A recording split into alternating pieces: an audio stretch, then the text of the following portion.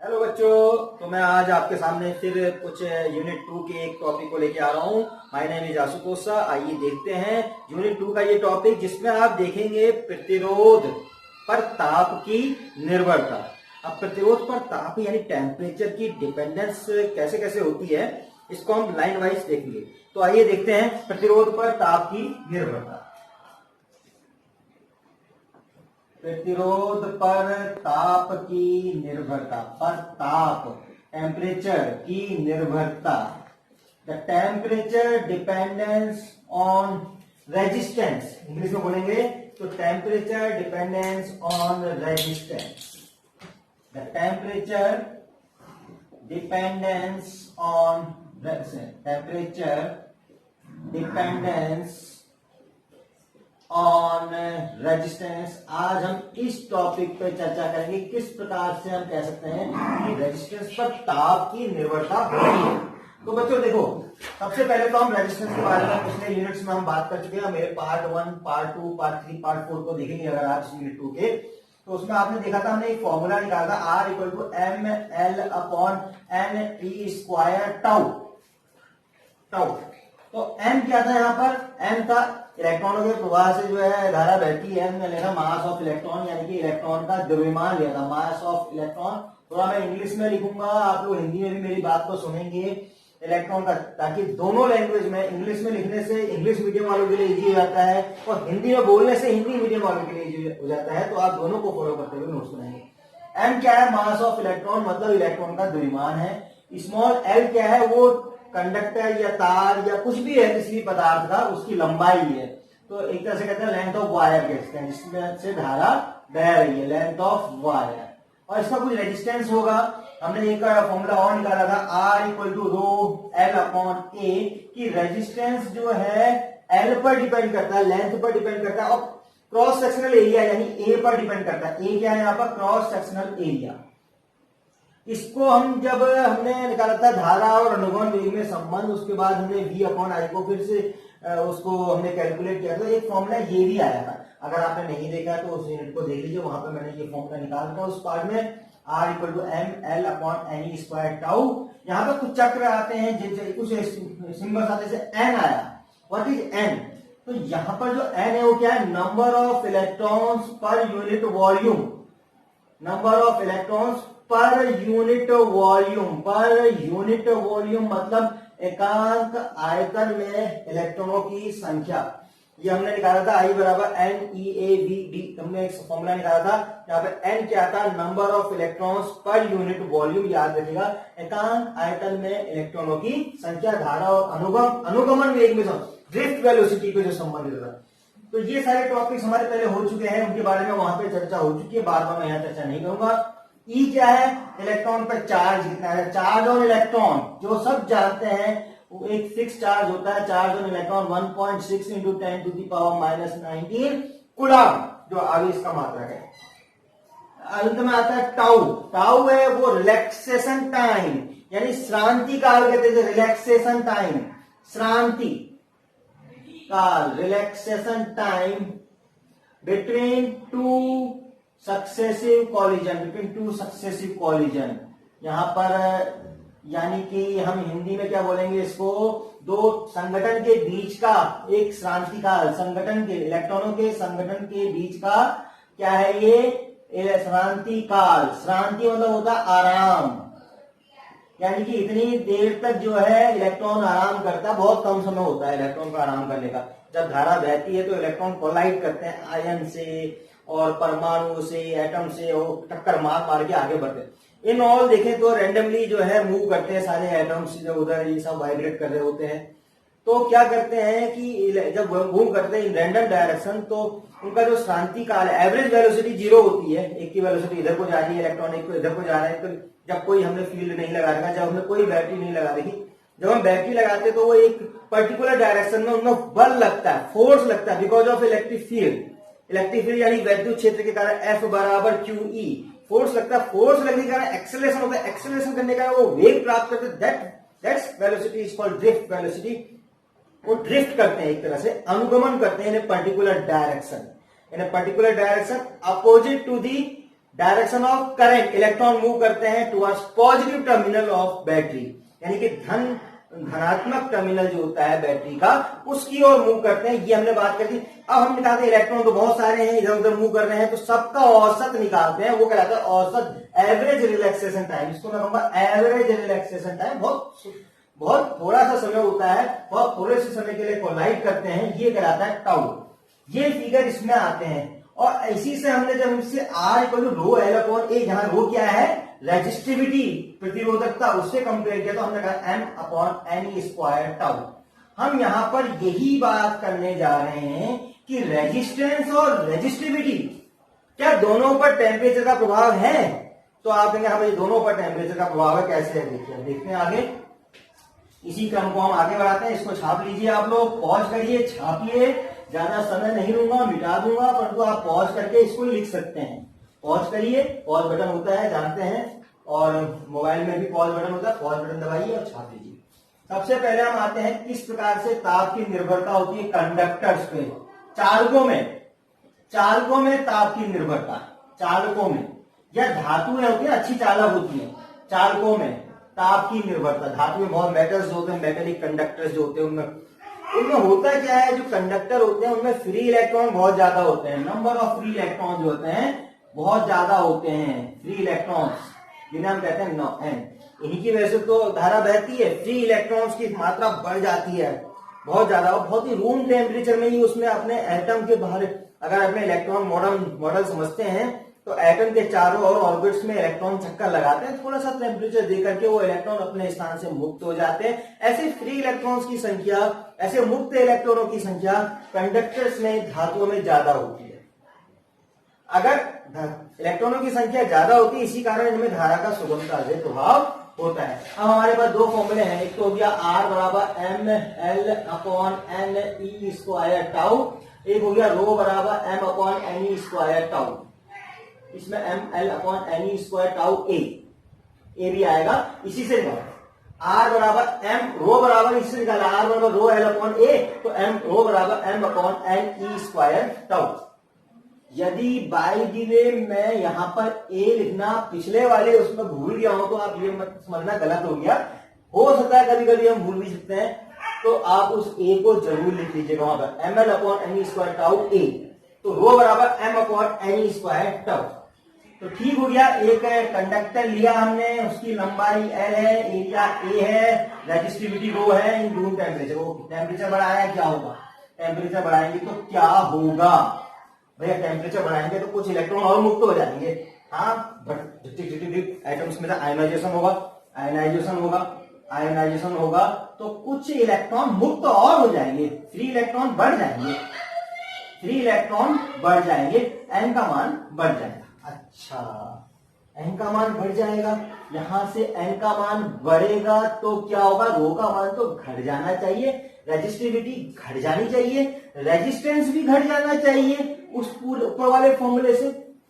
परंतु एक कहानी और हो रही है, जब टेम्परेचर बढ़ा रहे हैं एक दूसरा फैक्टर और आ रहा है। जब टेम्परेचर बढ़ा रहे हैं तो जो इलेक्ट्रॉन है वो बहुत तेजी से उनको ऊर्जा मिली और चारों तरफ टक्कर मारने लगी। अब टक्कर मारेंगे, जल्दी मारेंगे, तो उनके बीच का जो रिलैक्सेशन टाइम है, in between collision of two electrons and ion, जो कॉलिजन हो रहा है, संघटन हो रहा है, सक्सेसिव कॉलिजन हो रहा है, उसका रिलैक्सेशन टाइम, देखो नाम ही है रिलैक्सेशन, रिलैक्स, इतनी देर रिलैक्स। अब रिलैक्स करने का समय उसको बहुत कम हो गया, टेम्परेचर बढ़ाने, बहुत तेजी से टक्कर मारने लगा, झक, तो रिलैक्सेशन टाइम क्या हुआ, घट गया, और उसको हम कहते हैं टाउ। और जब टाउ घट गया तो रो और आर का मान क्या होगा, आर का मान भी बढ़ेगा, रो का मान भी बढ़ेगा, यानी रेजिस्टिविटी भी बढ़ेगी और रेजिस्टेंस भी बढ़ेगी। देखो रेजिस्टिविटी जो है पदार्थ की प्रकृति पर निर्भर जरूर करती है। कोई कहेगा कि रेजिस्टिविटी तो कांस्टेंट है, नियत एक पर्टिकुलर टेम्परेचर पर है। जब टेम्परेचर बढ़ाते हैं तो रेजिस्टिविटी बढ़ती है, ये ध्यान रखिएगा। जब टेम्परेचर बढ़ाते हैं तो रेजिस्टिविटी पर भी प्रभाव पड़ता है। तो यहां पर जो है टेम्परेचर बढ़ाने पर संख्या बहुत ज्यादा थी, हजारों करोड़ों में इलेक्ट्रॉन थे, फ्री इलेक्ट्रॉन बहुत ज्यादा थे, वो टक्कर ज्यादा मारेंगे और रिलैक्सेशन टाइम बहुत कम होगा, और बहुत कम होगा तो रेजिस्टिविटी बढ़ जाएगी, रो बढ़ जाएगा। इन कंपेरिजन के एन तो पहले से ही ज्यादा थे, हजारों की संख्या में 10 की घात 30 electron, free electron per unit volume, इतने ज्यादा इलेक्ट्रॉन थे। और इतने ज्यादा इलेक्ट्रॉन में अगर एन का थोड़ा बहुत मान बढ़ भी गया तो वो रेजिस्टिविटी को कितना कम करेगा, माइन्यूट, नेग्लिजिबल। इसलिए ओवरऑल क्या होता है कि जब हम मेटेलिक कंडक्टर की बात करते हैं, धात्विक चालकों की बात करते हैं, मेटेलिक कंडक्टर का मतलब क्या है, धात्विक चालक, धात्विक चालकों की जब हम बात करते हैं, धातु की जब हम बात करते हैं, तो टेम्परेचर के बढ़ाने से टाउ घटता है, इतना घट जाता है कि रेजिस्टिविटी बढ़ जाती है, रो का मान बढ़ जाता है। ये बात यहां पर आप अपने दिमाग में रख लीजिए कि एन के मान से कोई ज्यादा विशेष फर्क नहीं है, नंबर ऑफ फ्री इलेक्ट्रॉन से कोई ज्यादा विशेष फर्क नहीं है, पहले ही बहुत संख्या में है, थोड़े से और बढ़ गए टेम्परेचर बढ़ने से कोई फर्क नहीं पड़ा, परंतु जो ये टाउ का मान कम हुआ है ये बहुत ज्यादा प्रभाव डालता है धातुओं में। इस कारण जो है टेम्परेचर बढ़ाने पर धात्विक चालकों का रेजिस्टेंस बढ़ जाता है। एक तो ये बात हो गई, तो धात्विक चालकों का रेजिस्टेंस बढ़ता है। एनसीईआरटी की बुक में आपको इसका एक ग्राफ भी मिलेगा, आर और रो एंड टी के बीच में कैसे बढ़ता है, तो आप सीधे सीधे इसका ग्राफ इस तरह से बनाएंगे, पहले ही कर्व का रूप लेता है, फिर धीरे धीरे धीरे फिर लीनियर हो जाता है, टेम्परेचर के साथ ये बढ़ने लगता है। रो का लीजिए चाहे आर का लीजिए, रेजिस्टेंस का, ओवरऑल रेजिस्टेंस का, प्रतिरोध का, तो इस तरह का एक ग्राफ हमें प्राप्त होता है। तो बच्चों ये तो हुई बात कंडक्टर की। अब आता है एक दूसरी बात, सेमी कंडक्टर। अब आती है दूसरी बात, सेमी कंडक्टर। नंबर 2 में आता है सेमी कंडक्टर, जिसे हम अर्धचालक भी कहते हैं। और ये सेमी कंडक्टर ही एक ऐसी चीज है जो V और I का ओम के नियम का पालन नहीं करते हैं। इनका कर्व ही अलग टाइप का आता है V और I का, जैसे धात्विक चालकों के लिए ही ओम का नियम है, इसमें V और I स्ट्रेट लाइन आता है, पर वहां पर भी आपने देखा होगा जब ताप दाब नियत रखा जाए, भौतिक अवस्थाओं में परिवर्तन ना किया जाए, तभी बहने वाली धारा चालकों के मध्य लगाए गए विभवांतर के अनुक्रमानुपातीय होती है, यानी V बढ़ेगा तो I बढ़ेगा, V बढ़ेगा तो I बढ़ेगा, एक लीनियर क्रम में। कैसे बढ़ेगा, एक रेखीय क्रम में बढ़ेगा, परंतु यहां वक्राकार होता है। अब यहां की कहानी क्या है, बात तो वही है, फॉर्मूले तो वही होते हैं, ml upon N E square tau A, rho बराबर m upon N E square tau. आप कह सकते हैं टेम्परेचर बढ़ेगा तो यहाँ भी नंबर ऑफ इलेक्ट्रॉन तो बढ़ेंगे ही, कुछ फूट के बाहर आ जाएंगे, पर यहाँ नंबर ऑफ इलेक्ट्रॉन पहले थे नहीं। अर्धचालकों के जो रूम टेम्परेचर अपने जो कक्षा में होते हैं वो बद्ध होते हैं, उन कक्षा से निकालना पड़ता है, और ये सहसंयोजी बंध बनाते हैं, covalent bond, covalent bond, covalent bond. या आप जो है जब इलेक्ट्रॉनिक्स वाला पार्ट पढ़ेंगे तो उसमें और अच्छी तरह पढ़ेंगे कि जो सेमीकंडक्टर से जो अर्धचालक हैं वो सहसंयोजी बंधों से जुड़े होते हैं, और इन सहसंयोजी बंधों को हमें तोड़ने के लिए बहुत ज्यादा ऊर्जा चाहिए होती है, तो टेम्परेचर देना पड़ता है। जब हम टेम्परेचर देते हैं तो ये बंध टूटते हैं ऊर्जा पाकर के, और जब टूटते हैं तो वहां से इलेक्ट्रॉन फ्री होने लगते हैं ऑर्बिट्स में। यहाँ चालकों की तरह इलेक्ट्रॉन नहीं थे। पहली बात, जब नंबर ऑफ फ्री इलेक्ट्रॉन होंगे तो इसका रेजिस्टेंस यहां से देख सकते हैं आप घटेगा, यानी कि रो भी घटेगा। परंतु जो दूसरा स्टेप है, यहां भी झमझम झमझम हो रही होगी, पर यहां फ्री इलेक्ट्रॉन कम थे, यहाँ क्या थे, फ्री इलेक्ट्रॉन कम थे, टाउ तो यहां भी कम होगा, तो टाउ कम होने से क्या होना चाहिए, रेजिस्टेंस बढ़ना चाहिए था, रो बढ़ना चाहिए था, जो कि नेग्लिजिबल है। यानी कि कुल मिला के ये मामला जो है सिग्निफिकेंट है। यहां पर जो है टेम्परेचर बढ़ाने से क्या होता है, रेजिस्टिविटी घट जाती है, रेजिस्टेंस घट जाता है, रेजिस्टेंस घट जाता है, रेजिस्टिविटी घट जाती है।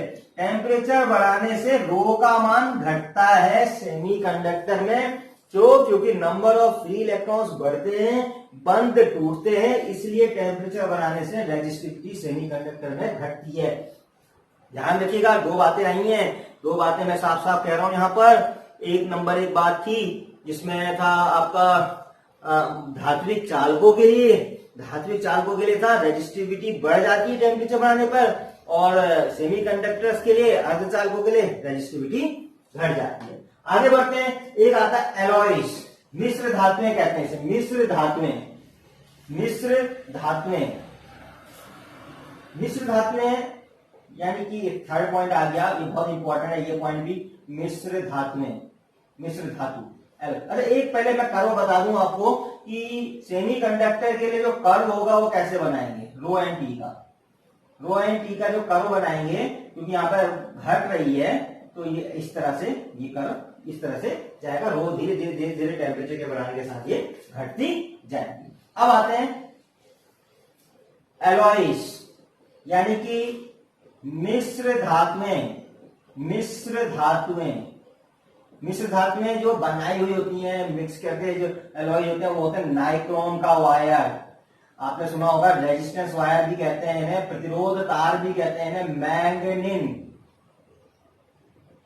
कॉन्स्टेंटन, ये वायर जो है रेजिस्टेंस वायर के रूप में हम इनको जानते हैं। कैसे जानते हैं? रेजिस्टेंस वायर, इन्हें हम कहते हैं प्रतिरोध तार।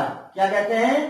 प्रतिरोध तार। इनका प्रतिरोध बहुत ज्यादा होता है, हमें चाहिए ऐसे तार जिनका मान टेम्परेचर के बढ़ाने से बदले ना, नहीं तो हम जो करंट इलेक्ट्रिसिटी में ओम का नियम का प्रैक्टिकल करते हैं, मीटर ब्रिज का प्रैक्टिकल करते हैं, उसमें अगर हम ऐसे रेजिस्टेंस लगाने लगेंगे कि जिसमें टेम्परेचर बढ़े करने से मान बढ़ेगा तो एक फैक्टर ये भी आ जाएगा मानों में और फिर हमें प्रॉब्लम होगी। इसलिए हम ऐसे वायर्स का यूज करते हैं जिसमें हम लेते हैं रेजिस्टेंस वायर, जिन्हें हम कहते हैं नाइक्रोम, मैग्नेट, कॉन्स्टेंट। ये एलॉय होते हैं, मिश्र धातुओं से बने होते हैं, इनका रेजिस्टेंस बहुत ज्यादा होता है, इसलिए इनमें टेम्परेचर बढ़ाने पर वो नंबर ऑफ इलेक्ट्रॉन वगैरह वो सब बातें करेंगे, बढ़ेंगे। तो यहाँ रेजिस्टेंस इतना ज्यादा है कि चाहे एन बढ़े उससे आर बढ़े या टाउ कम हो उससे आर कम हो, ये नेग्लिजिबल इफेक्ट डालते हैं, नेग्लिजिबल इफेक्ट। यानी कि इसमें क्या होता है, रेजिस्टेंस लगभग बराबर रहता है। टेम्परेचर बढ़ाएंगे,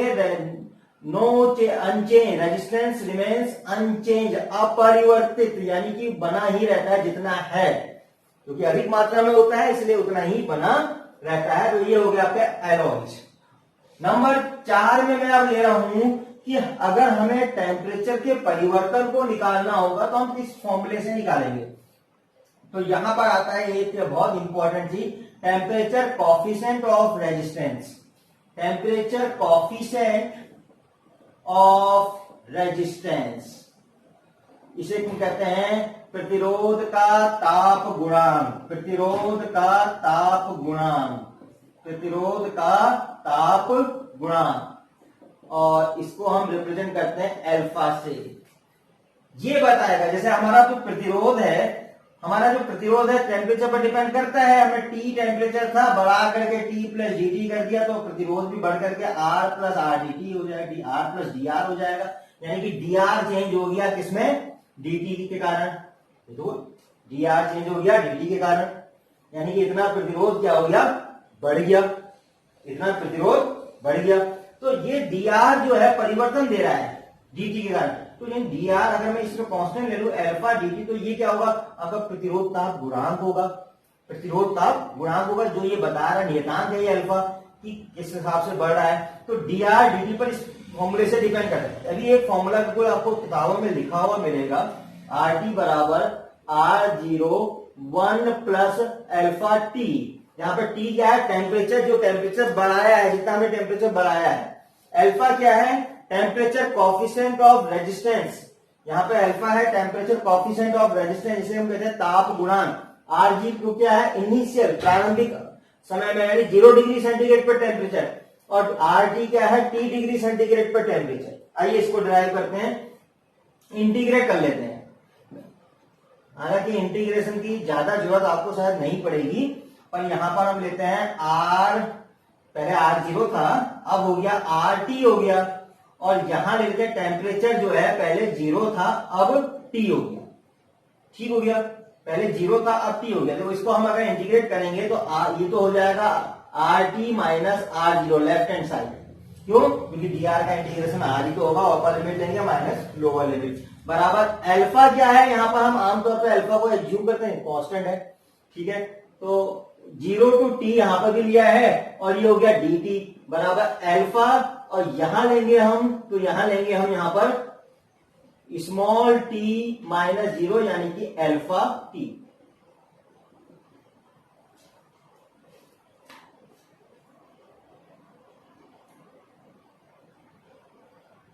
हाँ, इसमें एक चीज और आएगी, dr dt पर तो डिपेंड करता ही है, dr dt पर तो डिपेंड करता ही, एक फैक्टर और होता है, एक फैक्टर तो हो गया dr डिपेंड करता है dt पर, एक फैक्टर हम भूल गए। अरे भैया तुम अगर इतना रेजिस्टेंस ले रहे हैं और उसमें टेम्परेचर बढ़ाने तो वो ज्यादा प्रभाव डालेगा, ज्यादा बढ़ेगा, जो अगर बढ़ा लेंगे तो ज्यादा प्रभाव डालेगा।